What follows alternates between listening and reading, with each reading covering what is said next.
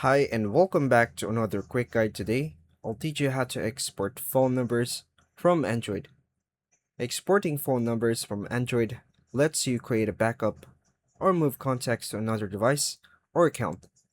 Most Android phones allow you to export contacts as a file directly from the Contacts app. The exact menu names may vary depending on your phone brand and Android version. To begin, unlock your Android phone and go to the home screen. Open the Contacts app on your device. Wait for your contact list to fully load. Then go to Settings, Manage Contacts, or Organize. Look for Export or Import Contacts. Tap Export or Export File.